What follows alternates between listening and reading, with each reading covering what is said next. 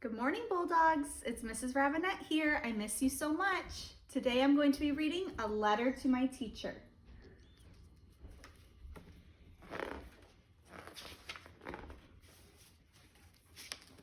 Dear teacher, whenever I had something to tell you, I tugged on your shirt and whispered in your ear.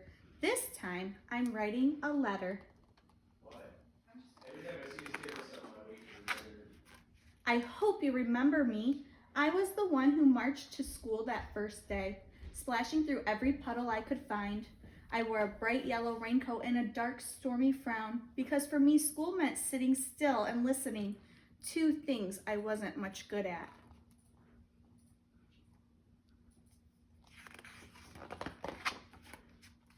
I stood there ornery and dripping, just sure I'd get in trouble. But instead, you grinned at me. Good morning. Look at you standing there like Mary Kingsley, just got back from canoeing up the Oguawe River.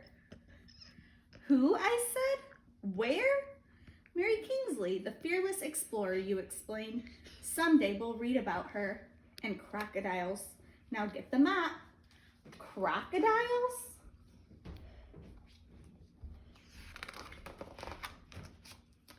After taking attendance, you made a big announcement. Welcome, this year we'll be planting the first ever second grade garden. It will be our great experiment. Yay, we get to dig in the mud, I shouted. True, but first we read about plants, you said. We'll use math to measure our plot, and we'll write our garden plan. Reading, math, writing, I was better at running and jumping.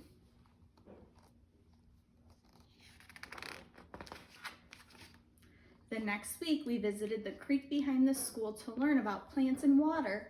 When you weren't watching, I started to hop the rocks. Right in the middle, I got stuck. Look at me, I'm Mary, what's her name? I hollered, trying to sound brave. Watch out for the crocodiles, you called back. Then you rushed to rescue me. On the way back, you held my hand and never told anyone how much I was shaking.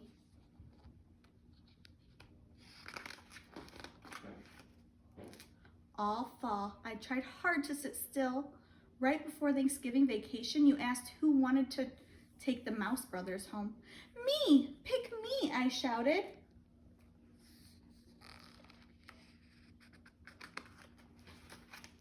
But while I was busy eating turkey, my cat Lucy ate one brother. I bought a replacement mouse, except I just couldn't tell you. One day when we were cleaning their cage, you called me over to your desk and told me that we might have to change the brothers' names to Ma and Pa Mouse. You knew the whole time, I said. Laughing, you said, might as well get used to it. Teachers see everything. When winter came, the reading corner became our secret garden of stories. On Friday afternoons, we all curled up in a heap to listen. Just like our new litter of mice. I loved it when you read to us and always begged for more, but I hated being called on to read out loud. I kept tripping over words. Once, right before my turn, I yelled, "Raise your hand if you want to go home." Another time, I clutched my throat and croaked, "Uh-oh, I think I lost my voice."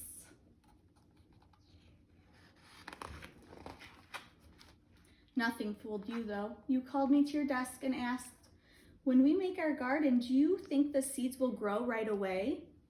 No, I said. Everyone knows they need time and sun and water. Well, learning to read takes time too, you said. Now I think you have a cat. I nodded. Lucy, the one who likes mice. I'd like you to read to Lucy every day, you suggested. It might keep her out of trouble. I giggled. Maybe I'll read her Puss in Boots.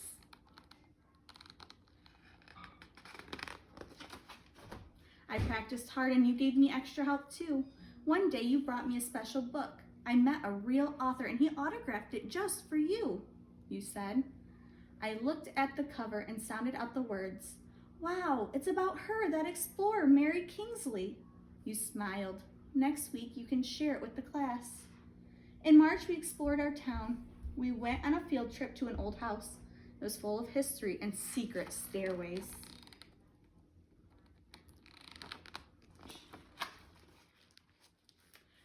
When When I slipped away to look for hidden treasure in the root cellar, you and the whole class had to trudge down the old stone steps to find me.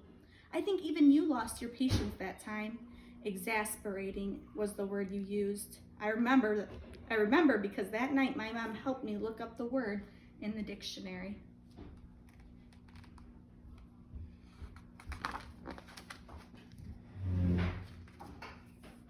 The day you brought in seeds for us to choose, I tugged on your shirt. Can we plant this kind? The packet says early spring. We can have bright red radishes in just a few weeks. Good reading and great idea, you said. Thanks to the math games we played, measuring our garden patch was easy. At last, we turned over our soil and were ready to plant. I was radish crew chief and read out the instructions all by myself. All spring we weeded and watered and kept garden journals too.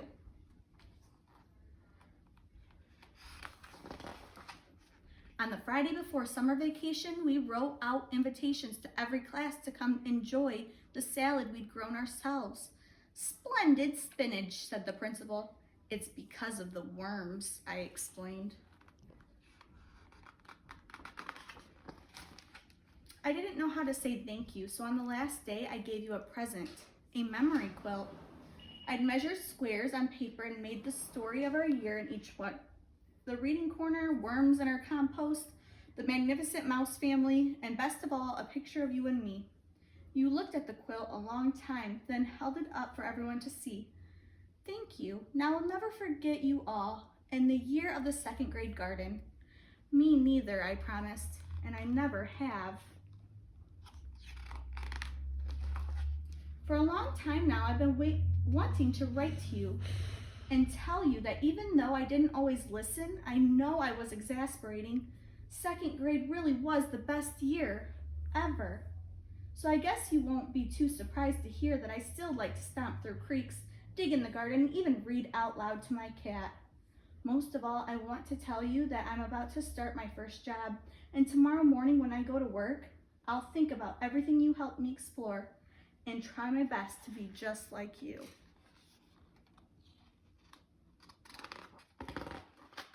Thank you for being my teacher, your student.